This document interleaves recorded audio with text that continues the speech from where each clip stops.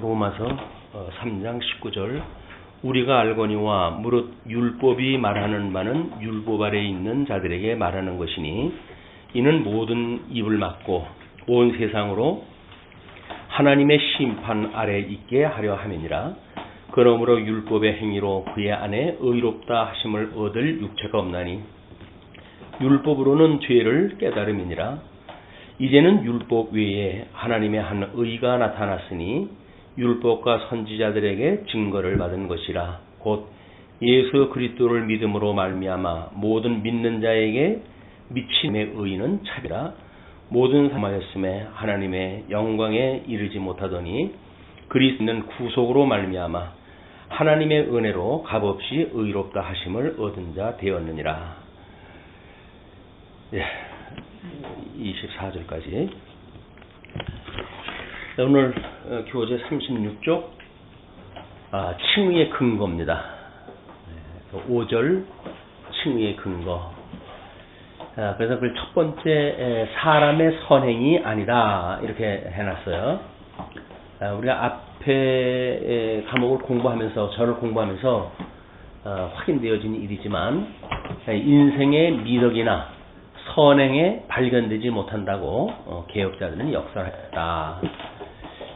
이제 그렇게 했을 때 일단 또 적당히 문제 제기를 해서 이제 뭔가를 차별화를 설명을 하고 싶은가 봐요. 그러면 악행의 의미는 그러니까 인생의 미덕이나 선행에 발견되지 못한다고 개혁자들이 역행이 되는데 사람의 선행이 아니다라고 이야기했다 했으니까 그러면 악행의 의미는 그래서 하나님의 은혜를 깨닫게 하는 하나님의 계시 방편이다.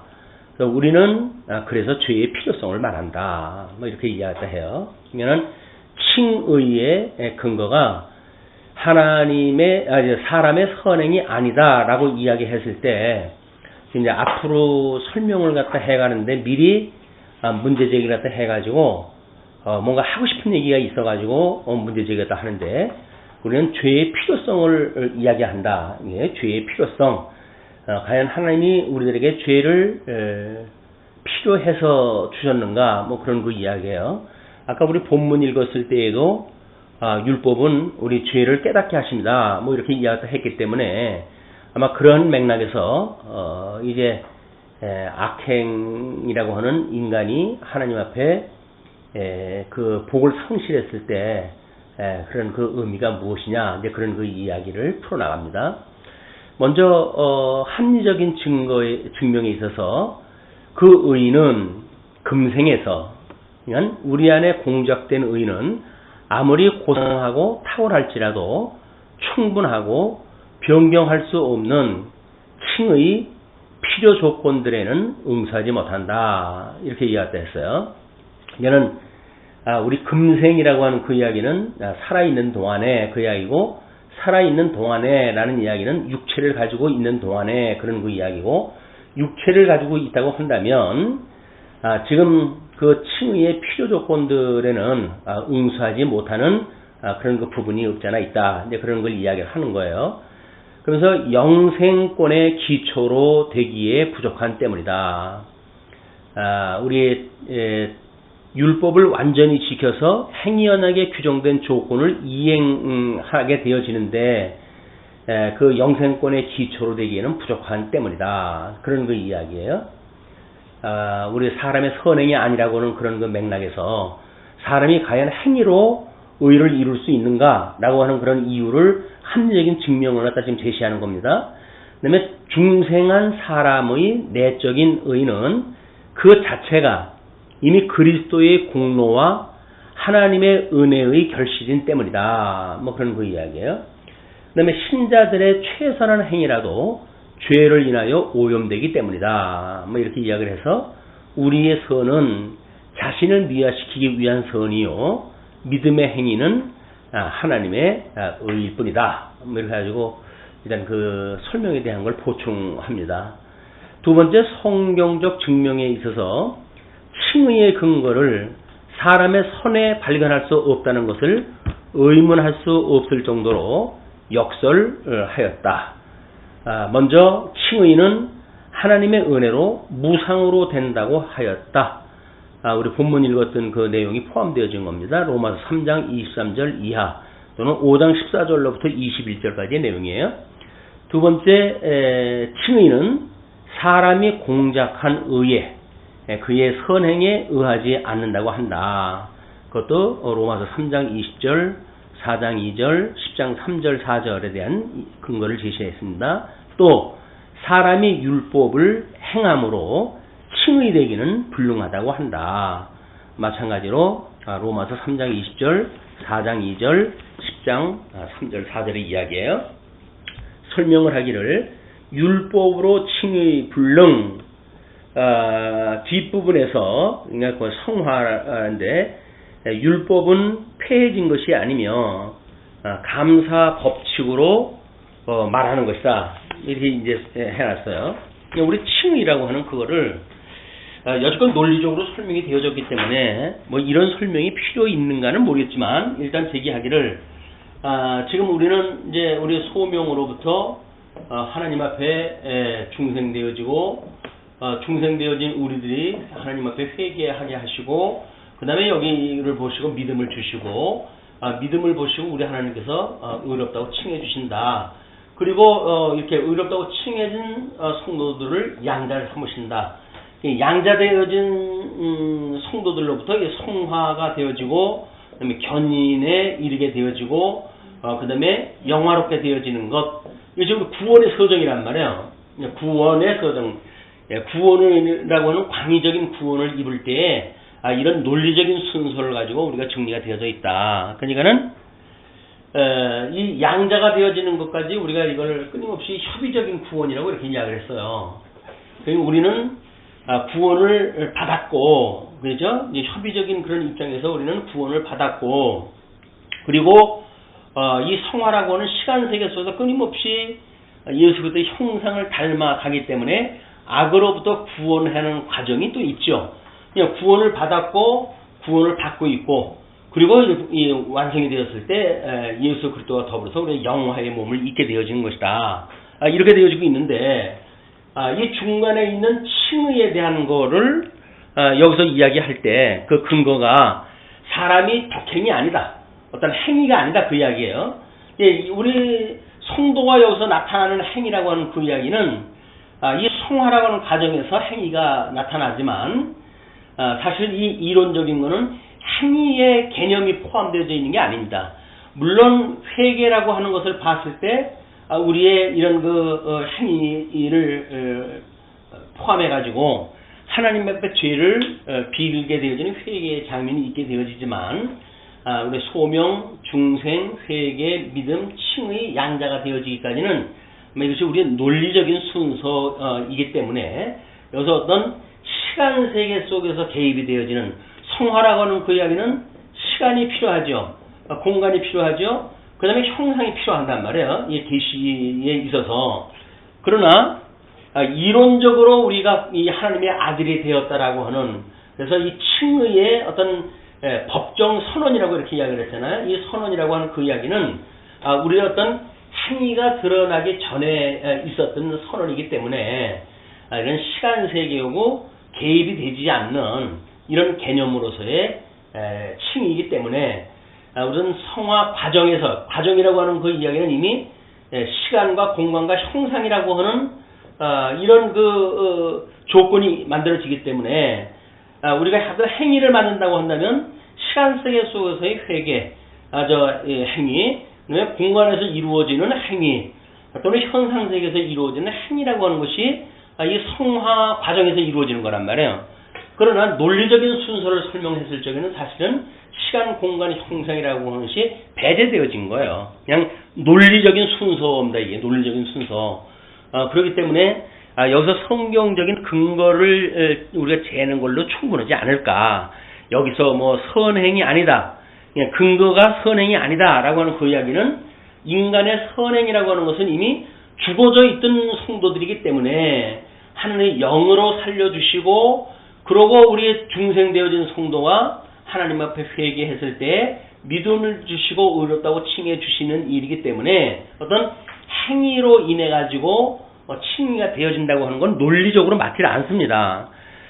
그래서 이런 합리적인 증명을 해가면서 금생에서는 그게 불가능하다. 이제 이렇게 어떤 단계나 부분적으로 설명했다 하는데, 그 금생이라고 하는 거는 지금 우리가 육신을 가지고 있기 때문에 안 된다는 거 아니에요.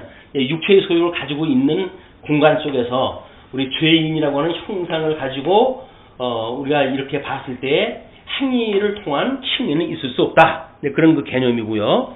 그 다음에 영생권의 기초로 되기에 부족하다.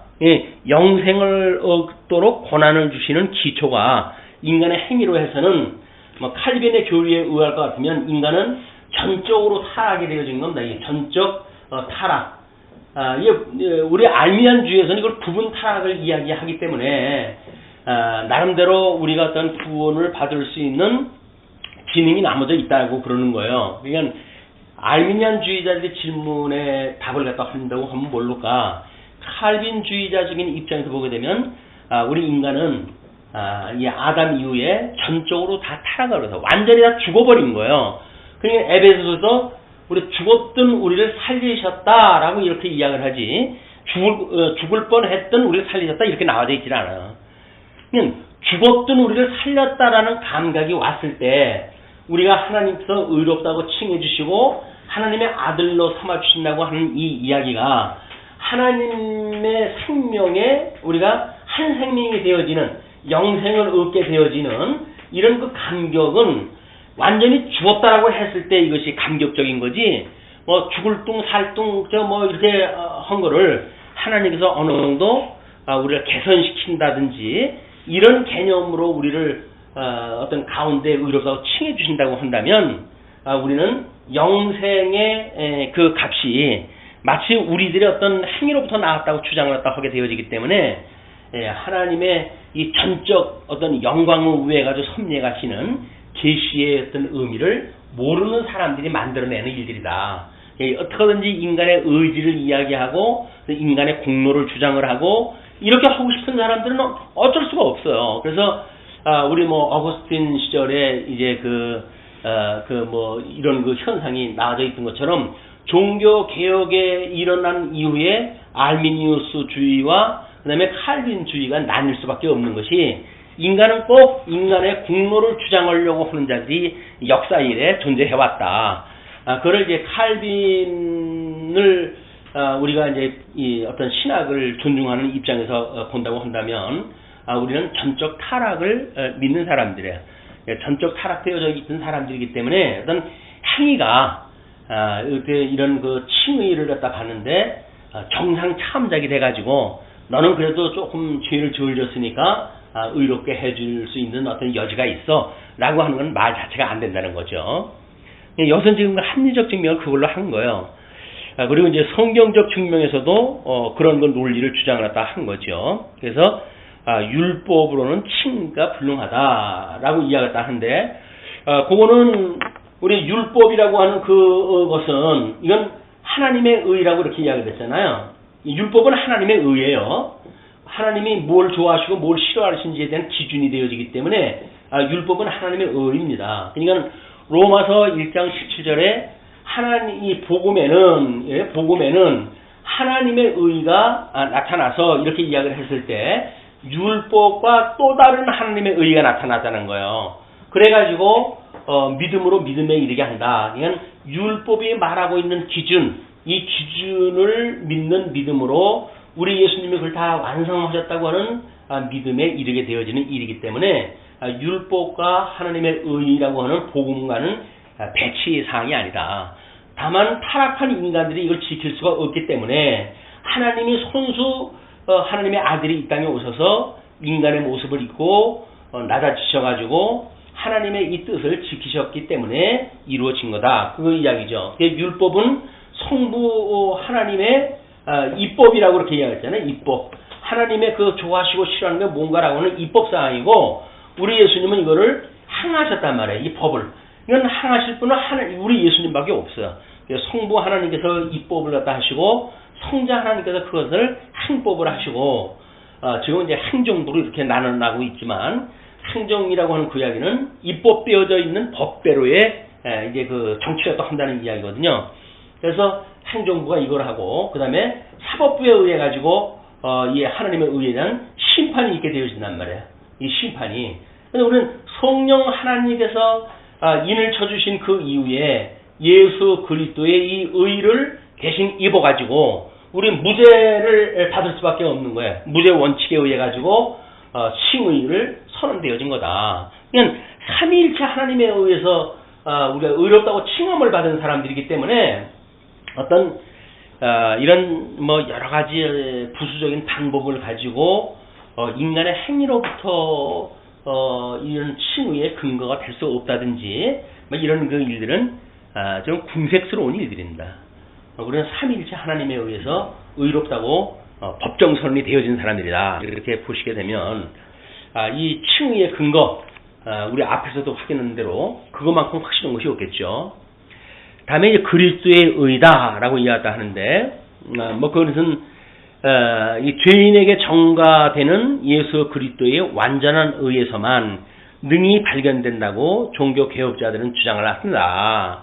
그래서 머리 대신 예수 그리스도와 우리의 지체로 연결됨으로 자동적으로 의가 전가됨 이렇게 이야기를 하는데 이제 의가 전가되어진다는 이야기는 우리 예수 그리스도 머리 아니에요. 머리.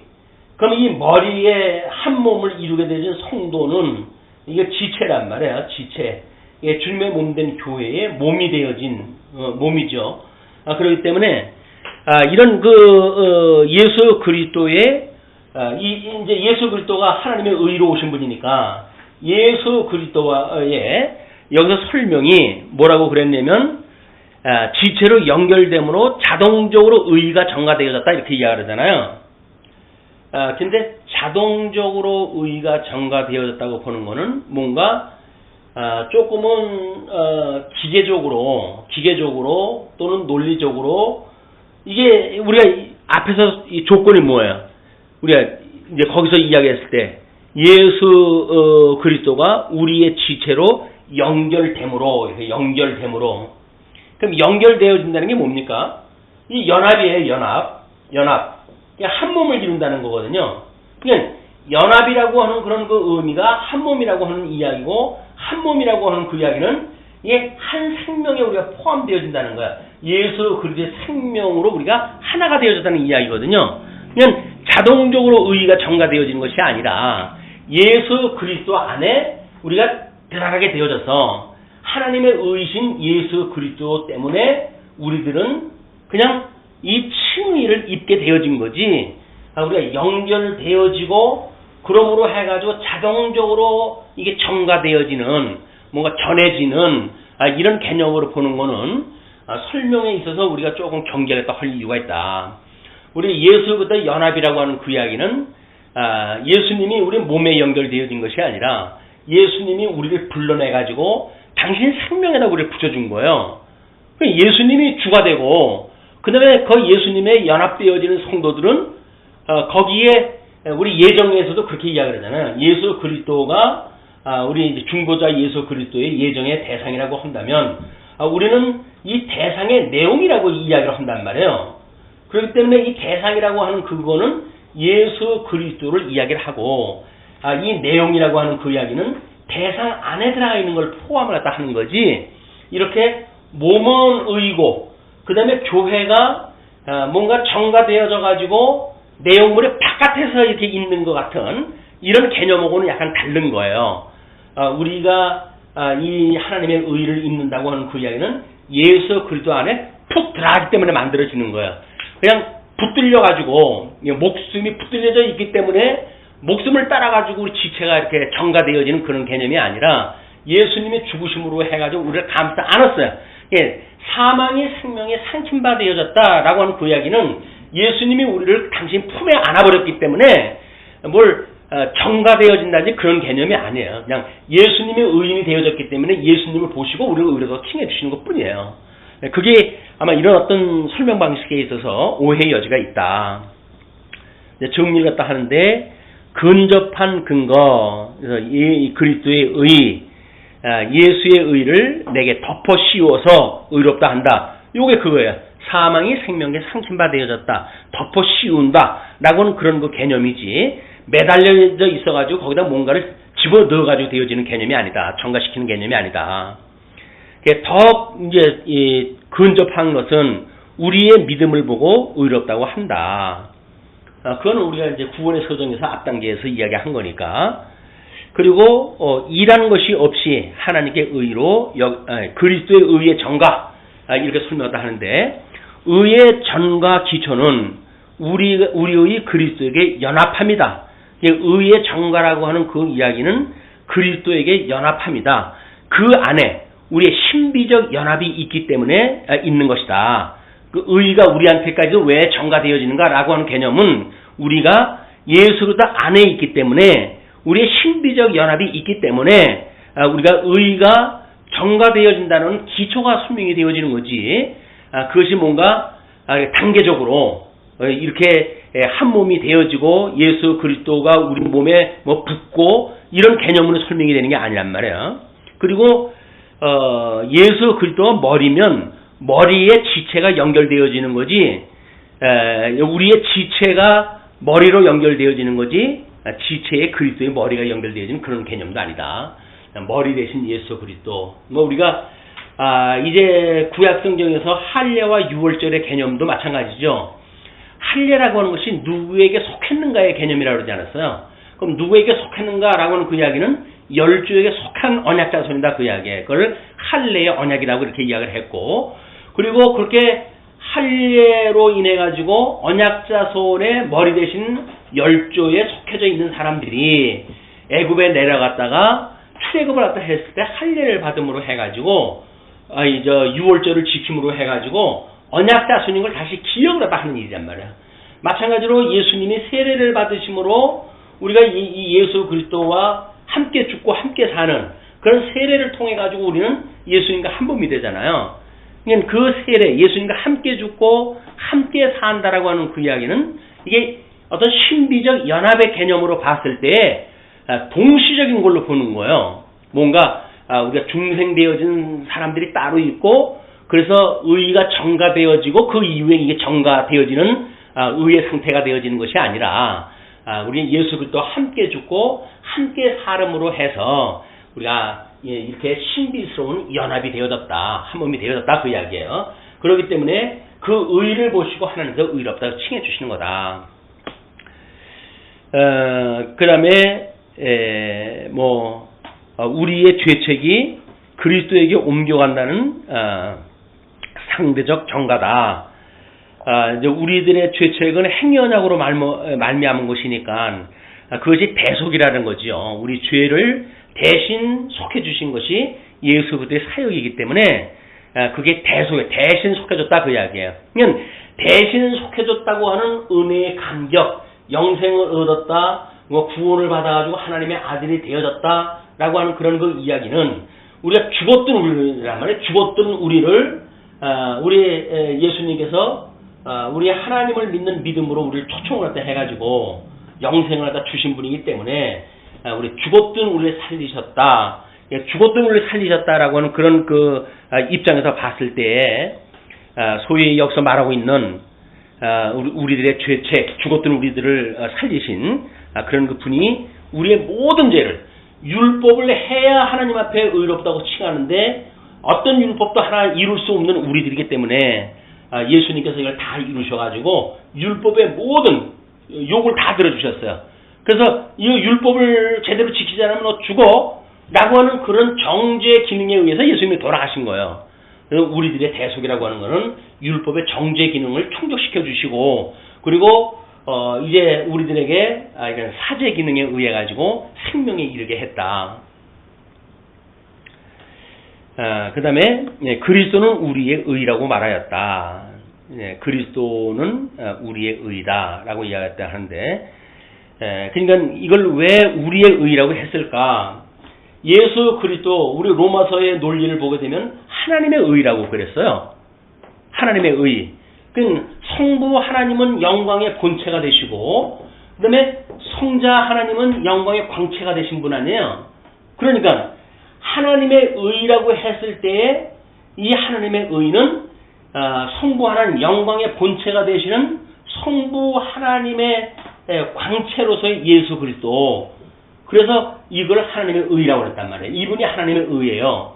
근데 하나님의 의이신 예수 그리스도와 우리가 이제 연합이 되어서 한 몸이 되어졌다고 한다면 우리는 그 예수 그리스도가 우리의 의가 되어지는 거예요. 그러니까는 그 하나님의 의가 예수 그리스도의 의가 되어지고 예수 그리스도의 의가 우리의 의가 되어졌다. 예, 한 사람의 순종함으로 많은 사람이 의인이 되리라 라고 하는 그런 그 이야기도 첫사람 아담으로 한 사람으로 인해서 모든 사람들이 죄 가운데 이제 죽게 되어졌는데 둘째 사람 마지막 사람 우리 마지막 그 아담이신 예수 그리스도로 말미암아 우리가 생명에 이르게 되어진 거다 그런 그 이야기죠. 예, 신앙의 열매는 성령의 열매이다. 왜 이걸 넣는지는 모르겠어요. 자, 그래놓고 이제 칭의의 다른 견해들을 이야기합니다. 로마 교회의 견해요. 로마 가톨릭 교회는 칭의와 성화를 혼돈한다. 예, 그들은 아래와 같은 요소들을 포함시키나니 내주하는 죄의 축출. 이제 우리의 칭의라고 하는 그 이야기는 내주하고 있는 우리의 죄가 있는데 그것을 축출하는 것 또는 신적 은혜의 적극적 주입 또는 죄의 용서. 이런 죄인은 자기 편에 아무 공로 없이 준비적 은혜에 의하여 칭의를 받기로 준비된다. 그걸 이제 설명을 하면 이래요. 죄를 내 의지에 의하여 몰아내고 신적인 은혜를 주입함으로 하나님이 죄를 용서하심으로 의롭다고 되어지는 것이다. 논리적으로 보면 이 사람들의 논리라고 논리적 설명이 불가능한 건 아니겠죠. 그러니까 내주하고 있는 우리들의 죄가 있는데 그 내주하는 죄를 우리가 축출해내야 된다는 거 아닙니까? 죽어져 있는 우리들인데 죽어져 있는 우리가 죄인이라는 거 아니에요? 근데 거기서 어떻게 죽어져 있는 사람이 죄를 축출을 갖다 하고 있어요. 죄 안에 완전히 쩔어 사는 사람인데 죄 가운데 있는 사람들인데 이런 건 그런 걸로 이제 불가능하고 또 신적 은혜의 적극적 주입이다. 은혜를 받을 만할 때 너희들이 뭔가 열심히 은혜를 받는 그런 적극적 행위가 필요하다 이제 그런 거 개념 아니에요? 근데 그것이 만약에 칭의의 개념이라고 한다면 죽어져 있는 사람이 무슨 은혜를 적극적으로 주입을 하고 그럴 수가 있는가? 그리고 이제 죄의 용서, 죄인은 자기 편에 아무 공로 없이 준비적 은혜에 의하여 칭의를 받기로 준비되어진다. 이렇게 설명했다 했는데 로마 교회는 교황을 머리로 한 집단으로 그들이 은혜를 배급한다. 교회에서 은혜를 배급한다고 하는 교의적인 그런 그 논제를 가지고 일단 설명을 했다 했는데 이 설명은 박형룡 박사의 설명이 아니라 이거를 해석한 사람의 그 번역이기 때문에 동그라미 1번서부터 박형룡 박사는 뭐라고 써놨는지 우리가 봐야 될 필요가 있어요.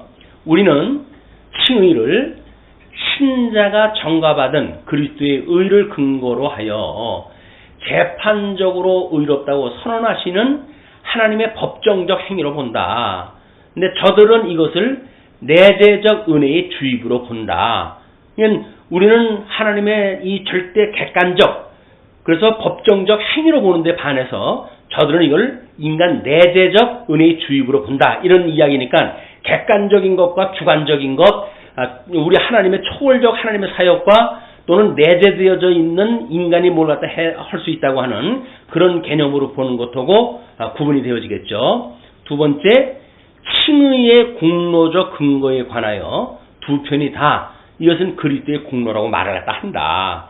공로적 근거에 대해서는 로만 가톨릭하고 개신교하고 다른 게 없다는 거예요. 그러나 저들은 그리스도의 공로가 성화에 의하여 우리의 것으로 된다고 하고 우리는 이것이 신앙의 기구로 말미암은 정가에 의하여 우리에게 돌려진다고 한다. 그래서 예수님의 공로로 조각목 같은 우리를 금으로 덮으신다. 우리는 그렇게 이해하다 하는데 저들은 그리스도의 공로가 성화라고 하는 과정을 통해 가지고 우리의 것으로 된다고 본다. 그 이야기에. 그러니까 행위를 어떻게든지 집어넣어야 인간의 공로가 주장이 될 수 있기 때문에 또 인간의 그 공로는 나름대로 어떤 사제주의가 이제 힘을 얻으려면 사제권을 행사할 수 있는 조건이 만들어져야 되니까 이걸 이렇게 설명하다 해가는 것 같습니다.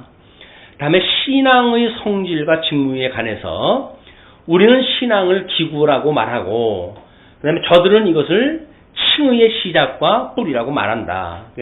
로마 교회는 자기들의 가르침에 찬동함을 신앙이라고 한다. 우리는 이걸 하나님께서 주시는 이거를 이 신앙으로 인해서 의롭다고 칭해 주시는 그런 것이 되기 때문에 이걸 기구라고 이제 우리는 말을 갖다 한다. 이런 차별을 갖다 이야기를 하는 거예요. 사제주의가 자리를 차지하려고 한다면 자기는 사제권이 뭔가 행사될 수 있도록 돼야 되는 거예요. 우리는 개신교회는 목사가 복음을 증거했을 때에 우리 예수 그리스도의 복음을 증거함으로 복음의 능력이 우리들로 하여금 의롭다고 칭함을 받는 걸 시인하게 만들어 가는데, 이들은 나름대로 사제주의에 의해서 이런 그 논리를 만들어 간다. 저들은 칭의는 진보적이라고 말한다. 우리는 하나님의 법정에서 단번에 되는 결정이라고 믿는데, 로마 교회는 칭의를 성화의 성격으로 취급을 갖다 해가지고 선을 행함으로 의롭다고 되어진다. 진보적으로 뭔가 발전적으로 되어지는 걸 칭의로 본다는 이야기예요. 죽었던 사람이 살아나가지고 뭔가 꿈틀꿈틀하면서 선한 행위가 있었을 때 그걸 칭의로 본다. 이런 그런 개념이죠. 저들은 칭의는 사망에 이르는 죄 때문에 상실되어지고 또 고해 성사를 통하여 회복되고 증가되는 연옥에서 완성될 수 있다고 말한다. 연옥이라고 하는 걸 또 주장을 하려면 이제 이런 논리를 만들어낼 수밖에 없고, 우리는 칭의의 즉각, 완정, 최종성을 믿는다. 우리는 하나님의 의라고 하는 것은 이거는 절대적 하나님의 주권에 의해서 우리한테 선포되어지는 일이기 때문에 어떤 조건도 개입될 수 있는 것이 아니란 말이에요. 그래서 즉각적 또는 완전적, 그 다음에 최종적 이런 걸 하는 거예요. 뭐 불가역적 뭐 이렇게 해가지고 일본어고 그 회담 만든 걸 갖다 이해하다 하는데, 불가역적, 다시 뒤집을 수 없는 그런 거라는 이야기예요. 그 다음에 파스코타레가 있어요. 개혁파 인물 중에서 프레스탄트 칭의 교리로부터 이반한 최초 신뢰로 그리스도의 능동적 순종의 정가를 부정하면서 보였다. 능동적 순종은 인생으로서의 그리스도 예수가 그 자신을 위하여 하나님에게 진 의문 때문이라고 하였다. 그 십자가의 죽음이라고 하는 그런 그 견해를 최초의 이제 그 개혁주의의 칭의론을 벗어난 사람인데, 그것이 바로 뭐냐면 그리스도의 능동적 순종의 정가, 주님께서 뭔가를 그렇게 해가신다고 하는 정가를 부정을 하다 하는데, 왜냐하면 그리스도가 십자가 죽으셨는데 죽으신 분이 그걸 어떻게 해갈 수 있느냐, 이제 그런 그 이야기 아닙니까? 그런데 우리는 그 베드로서라든지 이런 데서 예수님이 우리 사도신경에서도 음부에 내려가사라고 하는 것이 생략되어졌다고 그러지 않았어요.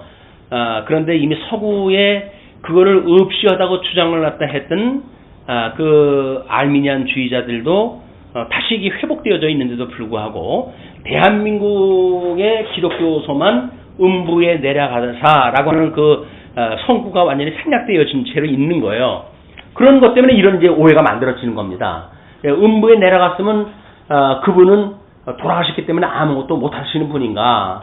근데 베드로서에서 보게 되면 그가 이제 모든 그 노아의 시대 때 있는 자에게 복음을 증거했다고 그렇게 이야기하잖아요. 이 하나님이 영으로서 그걸 증거했다라고 하기 때문에 이 예수 그리스도의 죽으심에 대한 이런 그 문제를 어떤 중보자의 그 예수님의 죽으신 거를 마치 하나님이 죽으셔가지고 아무것도 할 수 없는 그런 존재로 보는 한계가 여기서 나오는 거라고 보여집니다. 그 다음에 오시엔더리라고 하는 사람의 견해는 칭의는 그리스도의 대리적 의가 죄인에게 전가됨으로 구성되는 것이 아니라 생명의 새 원지를 심어서 드림으로 된다고 하였다. 얘는 생명의 새 원질이 있어요. 죽었던 인간에게 가지고 있는 그것이 아니라 아마 새 원질을 가지고 그거를 심어가지고 우리한테 새로운 생명이 되어진 거다. 의롭다고 칭하게 되어진 거다. 그런 그 이야기죠. 근데 그렇다고 한다면 아담의 죽음과 예수 그리스도의 부활의 연결이 되질 않아요. 그래서 죽었던 우리를 살리셨다라고 하는 그런 성경 구절도 우리는 여기서 이제 쓸 수가 없게 되어지는 거죠. 또 이제 알미니안파의 견해입니다. 그리스도가 하나님의 공의를 엄밀히 만족해 하지 못하셨으나, 하나님이 그리스도가 하나님의 공의를 엄밀히 만족해 하지 못하였으나, 오히려 참된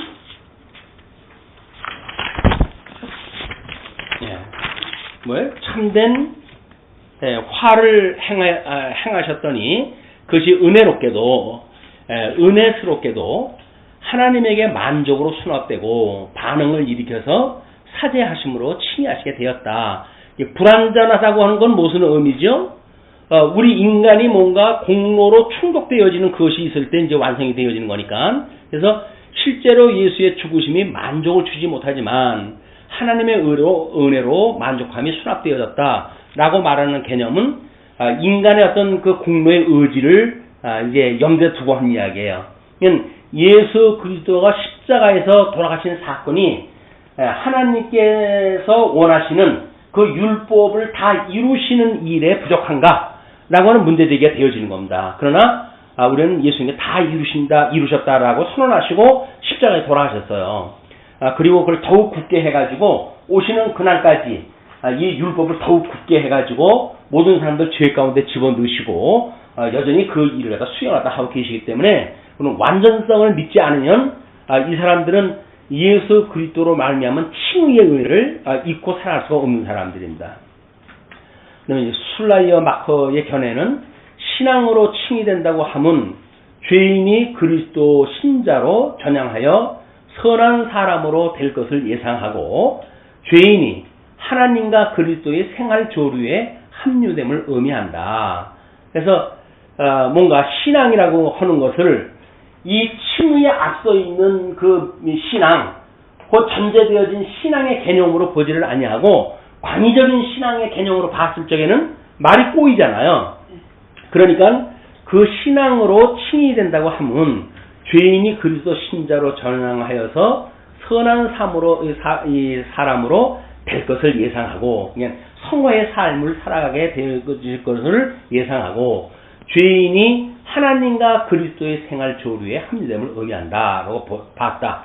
근데 그 이야기는 여기 앞에서 주어지는 칭의에 앞서 있는 신앙과 구원의 서정이 말하고 있는 광의적 신앙과 요거를 혼돈하는 데서 오는 견해라고 보여집니다. 그 다음에 릴출의 견해는 칭의는 엄밀하게 죄책의 면제도 아니고 죄인에게 머물러 있는 율법적 정죄의 폐지나 율법 안에 의롭다고 선고함도 아니다. 그것은 다만 하나님의 은혜로 죄인을 영접하여 자기와 교통하게 하시는 자기에게 접근함을 허락하여 주시는 그래서 오히려 그에게 고착하여 있는 죄와 죄책에 불구하고 행위뿐이다 라고 이제 말을 갖다 하는 거예요. 이 어떤 자유주의자적인 그 입장에서 보게 되면 예수의 대속이라든지 이런 것들을 제거를 갖다 시키고 다만 인간 예수를 주장을 갖다 하고 우리들은 그 인간 예수를 닮아가는 행위를 강조하게 되어지는 그런 그 일들이 있기 때문에 그렇습니다. 그 다음에 신정통의 견해, 이건 이제 파르트는 칭의를 순간적으로 행위로 말하나 이것을 단번에 다 이루어지고 성화가 뒤따르는 행위로는 보지 않는다. 그에 의하여 칭의와 성화는 서로 제휴하여 전 노정을 행진한다. 그냥 칭의를 받은 성도가 성화되어진다고 하는 순차적 논리를 포기하고 칭의와 그 성화가 동시적으로 이것이 이제 간다고 보는 거예요. 그것이 우리 참 시간이나 참 역사라고 하는 개념으로 이걸 이해를 갖다 한 거죠. 자, 그래서 이렇게 정리를 했다 합니다. 우리의 칭의는 인간의 공로와는 전혀 상관없이 하나님의 은혜는 법정적으로, 단회적으로, 완전하게, 충족하게 의롭다고 하셨다. 있는 대로 무엇을 다 박아놨어요. 범위, 시간적으로, 공간적으로, 형상적으로 계시되어진 세계 속에서 어떠한 조건도 배제될 수 없을 만큼 완전한 법적 이 선언을 갖다 하셨다. 우리는 그냥 하나님이 보시기에 의로운 하나님이 보시기에 의로운 사람들이 된 겁니다. 끝으로 7절에 이제 칭의 교리에 이의가 있어요. 아주 뭐 이건 조금 빗나가거나 뭐 이론을 제시한 것이 아니라 이게 오히려 공격적인 그런 사고들을 제시한 사람들인데, 행위에 의한 심판. 다른 사람들은 우리가 다 육신에서 행한 대로 심판을 받을 것이라고 하는 성경의 주장을 우리에게 기억시켜 준다. 그리고 신앙과 행위의 관계를 정확히 형용하기 곤란하나 우리는 행위가 신앙에게 형상을 준다고 할 수 있을 것이다. 그래서 우리들의 어떤 행위라고 하는 그거는 믿음이라고 하는 신앙한테 나름대로의 형상을 준다. 뭐 어떻게 보게 되면 바라보는 것들의 실상으로서의 이제 그런 것도 이야기할 수가 있고 그러겠죠. 근데 그 믿음이라고 하는 것도 그거는 요게 어떤 협의적인 믿음의 개념, 의롭다고 칭해 주심을 믿는 그 믿음과 삼위일체 하나님의 전 사역을 믿는 그 믿음하고는 달라요. 그냥 이렇게 구원의 서정에 있어서 예수 그리스도 안에 우리가 살아가는 성도들이 어떻게 구원을 받는가라고 하는 협의적인 믿음과 또 이런 믿음을 가지고 어떻게 성화되어져 가는 것도 믿고 견인을 할 것도 믿고 영화롭게 하실 것도 믿고 라고는 구원의 서정 전체를 믿는 그 믿음하고 차별하면 단어에서 오는 그런 그 왜곡 현상 때문에 이런 그 오해가 그래서 의로운 행위는 믿음의 행위, 성령의 열매로 이제 이렇게 했고 그 의로운 행위는 천국, 불의한 행위는 지옥 라고 이제 이야기를 해요. 근데 불의한 행위가 믿음으로 행치 않는 그런 그 행위를 갖다 이야기를 했는데 열매가 다르다 그 얘기죠. 그래서 자신의 의의를 가 믿음의 의의를 쌓고 살았는가가 심판의 가림길이 된다. 그래서 예수님이 왼편에 염소무리와 오른편에 양무리를 심판하시는 그런 그 내용도 뭐 이거에 대한 충분한 설명이 되어지겠죠.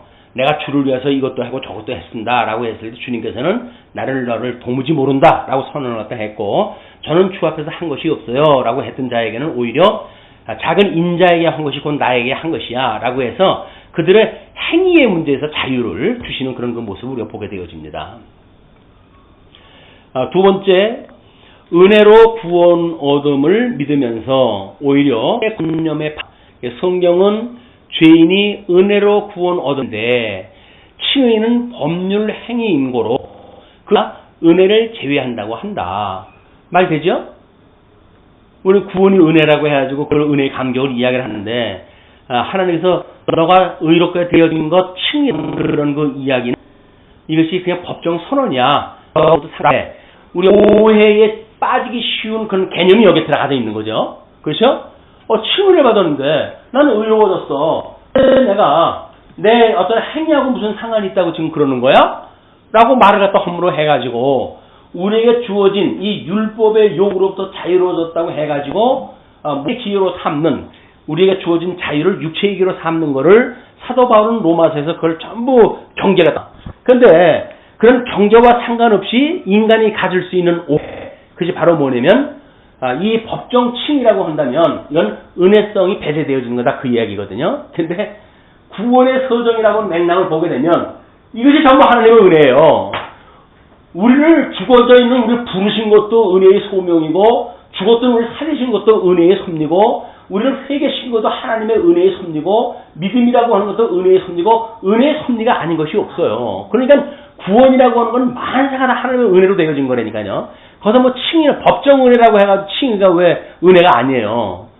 행위 우리가 죄인인데 너는 이제서부터 죄가 없어 라고 이야기를 했는데 그건 은혜가 진수가 거기 있는 거 아니에요? 우리들의 은혜의 진수가 어디 있는 거야? 죄임에도 불구하고 하나님께서 너는 의인이야 라고 해준 거로부터 놀라운 은혜의 진수가 있는 거지. 거기서 오히려 은혜가 배제되어졌다고 생각을 갖다 해가지고 그런 어떤 반론을 제기하는 거는 은혜의 감격이 뭔지도 모르는 오해에서 만들어지는 거다. 설명은 이렇게 이야기를 했어요. 우리는 하나님의 의가 법정적인 것만은 아니다. 이건 왜냐면 은혜로 의롭다고 선언하고 그 다음 의인의 생활을 하게 하신다. 의인이 되어야 의인의 생활을 한다. 의인 생활을 해야 의인이 되어진다. 왜 이런 자꾸 연결되어지는 결과를 갖다 여기다 붙여놨을까요? 그 이야기는 위에서 말하는 거에 뭔가 매력이 있는 거예요. 자, 우리가 구원파에서 이야기하는 게 뭡니까? 우리는 다 구원을 이루었어. 그런데 왜 행위 때문에 우리가 문제가 돼야 돼? 왜 지금도 주기도를 갖다 해가지고 우리 죄를 사해달라고 하는 그런 기도를 갖다 하지? 이 사람들은 구원을 받은 사람이 아니야. 그러니까 주기도를 갖다 하면 안 돼. 그게 한 번 구원받았으면 우리는 더 이상 어떤 죄로부터 우리는 자유롭다는 이야기거든요. 이게 구원파의 논리예요. 그런데 만에 하나 과거에 우리들의 논리가 구원파적인 요소가 있다고 한다면 요 은혜의 죄라고 하는 이런 공격으로부터의 뭔가 차별화가 있어야 돼요. 요거 분명히 칭의의 귤은 이의인데 그 이의에 동의할 수는 없잖아요. 그럼 그걸 반대를 해야 되겠는데 성격은 비슷하다라고 한다면 설명이 길어질 수밖에 없어요. 그게 바로 뭐냐면 우리는 하나님의 의가 법정적인 것만은 아니다 라는 걸로 들어가요. 그리고 은혜로 의롭다고 선언하고 그 다음 의인의 생활을 하게 하시고 의인이 되어야 의인의 생활을 갖다 하고 의인 생활을 해야 의인이 되어지는 거다. 이렇게 이야기를 하는 이 구차스러운 설명이 붙을 수밖에 없는 겁니다. 이런 게 요거 경계의 대상이란 말이에요. 여기서 우리들의 이 칭의는 개혁주의자들이 법정적 선언이다. 그것이 아주 완전하고 충족되어진 거고 단번에 되어진 거고 그리고 이거는 불가역적인 거고 최종적인 거고 라고 말하는 것에 대해 문제가 있습니까? 문제가 없는 거예요. 이거에 구원의 소정에서 의롭다 칭함을 받는 칭의의 개념은 그렇습니다. 그렇기 때문에 우리가 성화라고 하는 과정에서 맺어지는 칭의의 열매, 의의 열매라고 하는 건 그냥 의의 열매를 설명으로 하면 되지 의롭다고 칭함을 받은 어떤 근본서부터 뭔가 문제를 제기하기 시작을 하게 되면 개혁교회에서 이야기했던 거에 뭔가 이론을 제기하는 거예요. 그럴 필요가 없습니다. 개혁교회가 이야기한 건 문제되는 게 아무것도 없어요. 종교개혁 지금 500년이 됐는데 이 칭의의 문제 때문에 난리예요, 교회가. 왜냐면 500년 동안 우리가 이 칭의의 교리를 믿었는데 성도들의 삶을 보면 엉망진창이에요.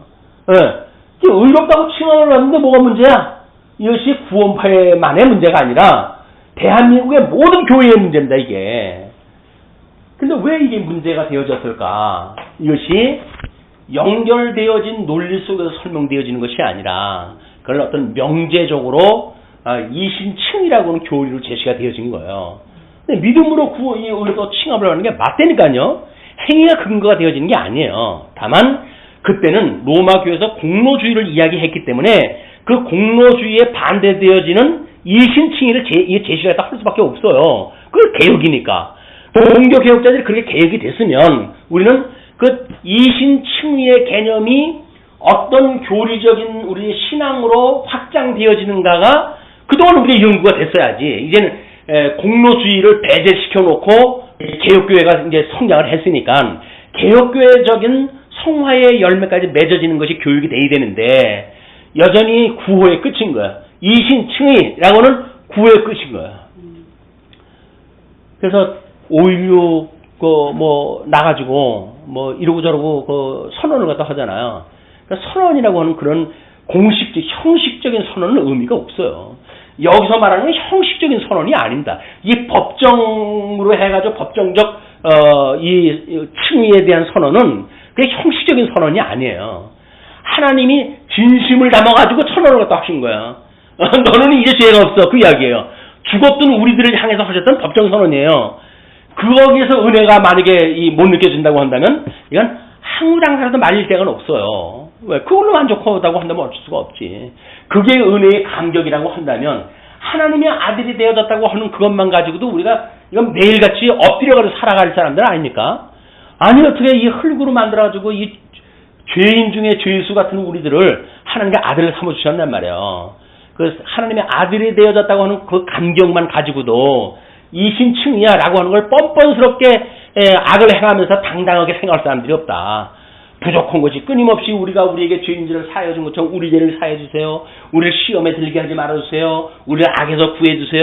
라고 하는 후속 작업이 끊임없이 있게 되어지는 거지. 의롭다고 칭함을 받았다고 해가지고 주님께서 가르쳐주신 모든 것들을 다 무시하고, 그리고 신약성경에서 이야기하고 있는 그런 경계되어진 사항들 전부 뭐예요? 신약성경에서 말하는 게 뭐예요? 서신서에서 말하는 것이 전부 경계되어지는 것들 아니에요? 육체의 속에 대한 경계를 이야기하는데, 그런데도 불구하고 그게 아무런 문제가 안 된다고 한다면 하나는 하고 열을 모르는 사람들이에요.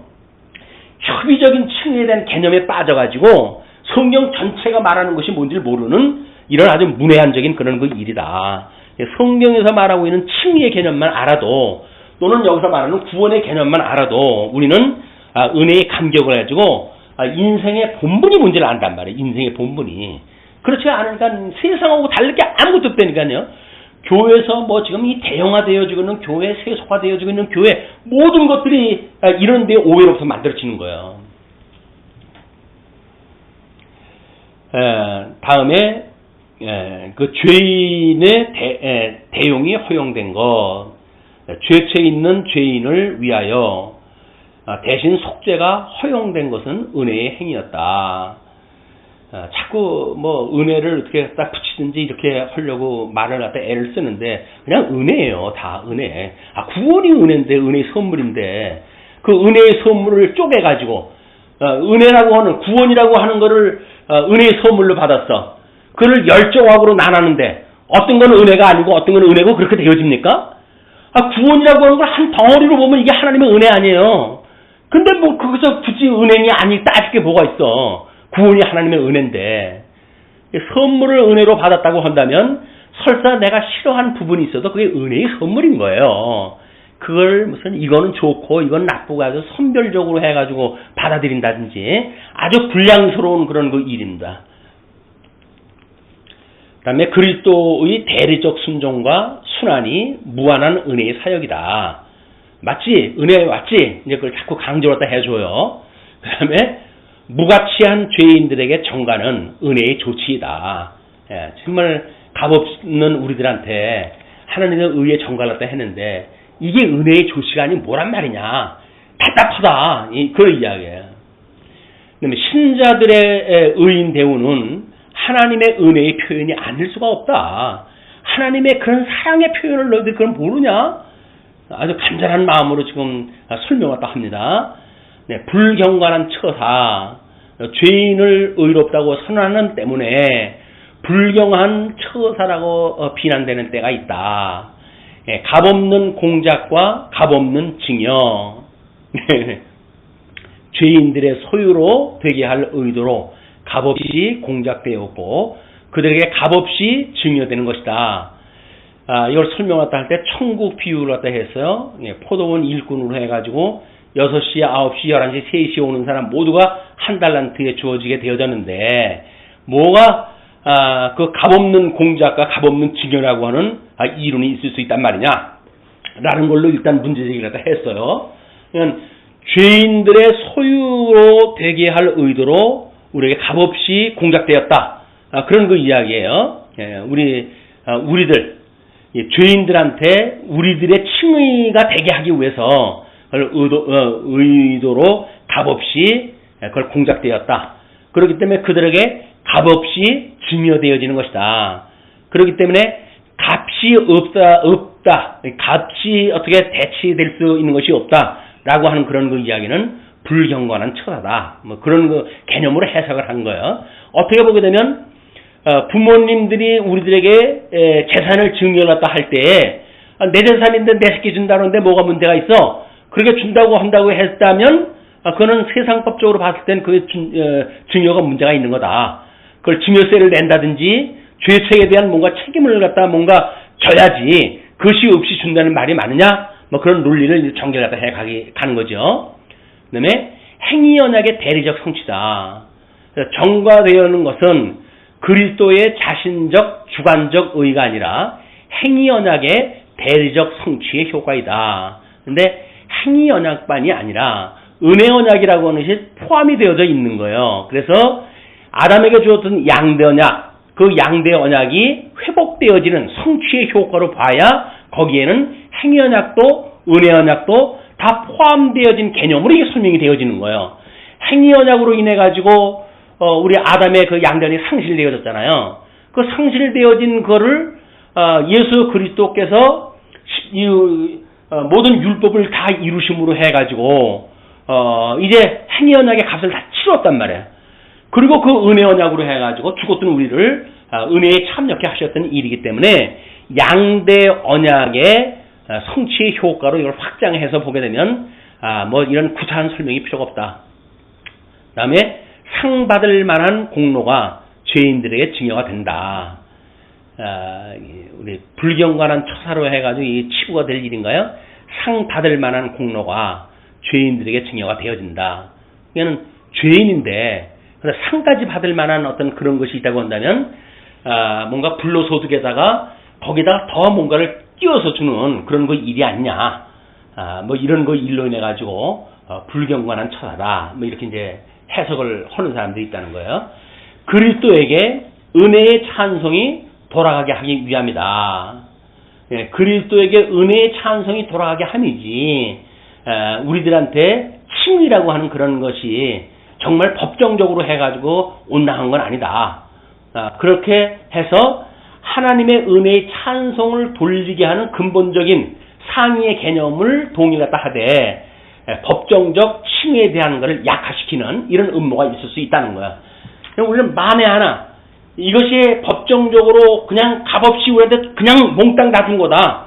시공형적으로 해가지고 어떤 것도 배제될 수 없을 만큼 우리는 충격하다라고 하는 것 이외에 어떤 이단 뭐 이렇게 잘못을 지적해 오는 것이 있다고 한다면 우리는 배제가 돼야 돼요. 우리는 이 법정적인 선언이라고 하는 그 이야기는 시간, 공간, 현상, 세계를 통해 가지고 어떤 것도 배제되질 않습니다. 죽었던 우리들한테 이걸 살리셔가지고 주시는 선언이기 때문에 이 선언이라고 하는 거는 인간의 행위와는 상관이 없어요. 이것이 어떤 데서 문제가 나오냐면 성화라고 하는 그거를 인간과 신이 협동해서 이루어가는 과정이라고 봤을 때 이 칭의의 개념이 자꾸 혼돈이 오는 거예요. 뭔가 인간의 거기에 행동이 있어야 되는데 라고 하는 것이 오게 되어지는데 이제 성화의 단계를 우리가 들어가면서 공부하게 되면 성화도 이것이 절대적인 하나님의 은혜의 섭리예요.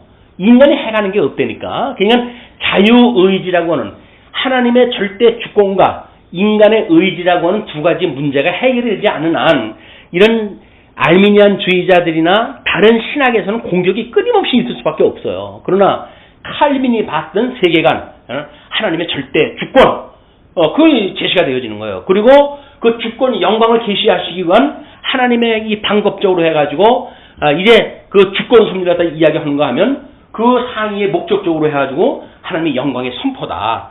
하나님의 영광을 선포하기 위해서 주권적으로 택자든 불택자든 이걸 하나님 마음대로 이걸 해가시는 일이지 인간의 조건을 보고 이리저리 저울질하는 게 아니다. 이런 주권적인 사상이 없게 되면 이걸 설명할 수가 없어요. 우리는 칼빈이 말하고 있던 그 우리 자유의지 문제 이걸 포기를 갖다 해야 돼요. 자꾸 인간의 어떤 공로를 주장하고 그래도 뭐 하나님 뭐 제가 좀 이만큼 했잖아요 라고 설명을 하려고 하는 아주 불량스러운 자세가 배제돼야 되는 거예요. 거기에 있는 한 우리는 은혜의 감격이 있을 수 없어요. 그리고 끊임없이 주님한테 이제 불만만 하죠. 내가 뭐 이렇게 헐먹고 했잖아요. 근데 왜 자꾸 나한테 이렇게 딴지를 거십니까? 내 일에 방해를 갖다 합니까? 라고 이야기를 하고 하는 일들은 절대적인 주권을 모르기 때문에 그렇다. 욥기에 나와져 있는 그런 걸 본다고 하더라도 하나님의 그 전능성이 어떠한 전능성인가? 이 의를 이루어가시기 위한 전능성 아닙니까? 그럼 욥이 문제가 없어요.